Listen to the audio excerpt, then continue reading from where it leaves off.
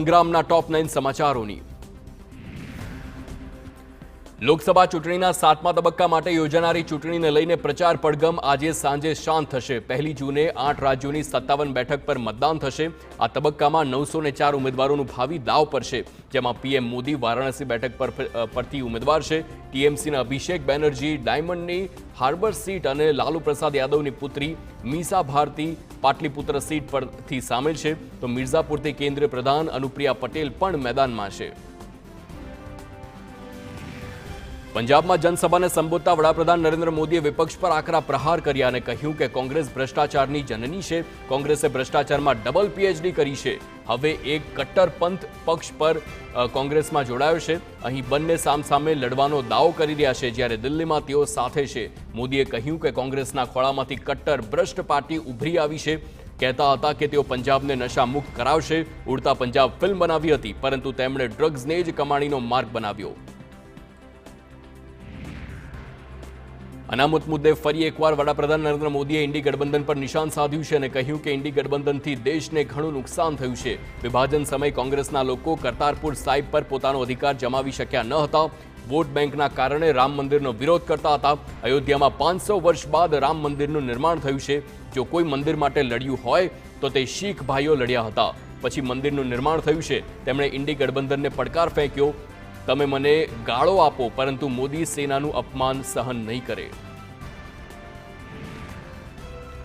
લોકસભા ચૂંટણીના છેલ્લા તબક્કા પહેલા પીએમ મોદીએ સંસદીય ક્ષેત્ર વારાણસીમાં લોકોને એક સંદેશ આપ્યો છે। પીએમ મોદીએ કહ્યું કે કાશીના લોકોએ 1 જૂને એક નવો રેકોર્ડ બનાવવાનો છે। ચૂંટણી માટે મતદાનનો દિવસ આવી ગયો છે।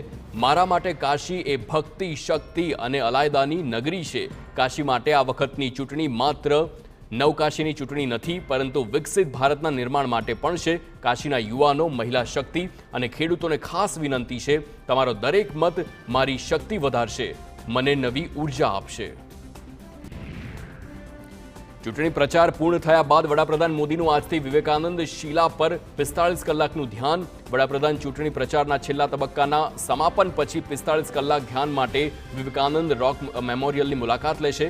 પીએમ નરેન્દ્ર મોદી આજથી 1 જૂનની સાંજ સુધી ધ્યાન કરશે। આ 2 દિવસ પ્રવાસીઓને બીચ પર જવા દેવામાં નહીં આવે। પીએમ મોદીના ધ્યાન દરમિયાન કડક તકેદારી રાખવા માટે લગભગ 2000 પોલીસ કર્મીઓ અને સુરક્ષા એજન્સીઓ તૈનાત કરવામાં આવશે। વડાપ્રધાન મોદીના ગાંધીજી પરના નિવેદન પર રાહુલ ગાંધીએ પલટવાર કર્યો છે। રાહુલ ગાંધીએ કહ્યું કે બાપુને શાખા એજ્યુકેટેડ સર્ટિફિકેટની જરૂર નથી। જે લોકો નાથુરામ ગોડસેના હિંસાના માર્ગ પર ચાલે છે, તેઓ ગાંધીજીને સમજી નથી શકતા।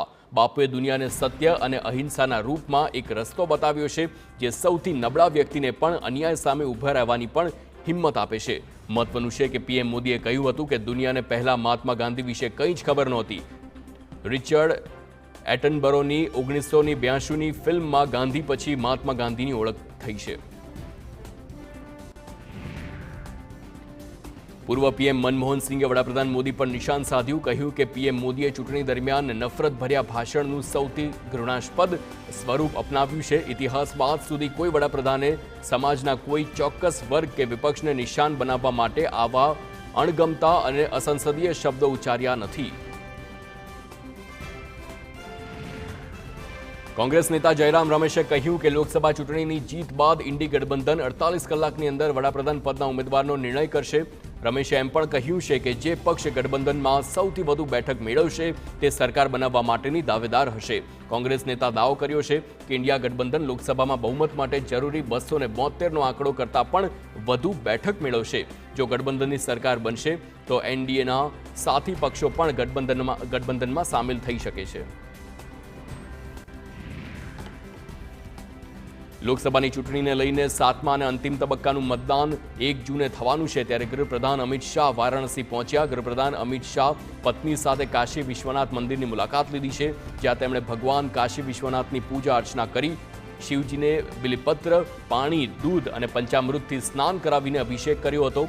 મહત્વનું છે કે પીએમ મોદી 3જી વખત વારાણસીથી લોકસભા ચૂંટણી લડી રહ્યા છે। તો TV9 ગુજરાતી પર આગળ શું આવશે?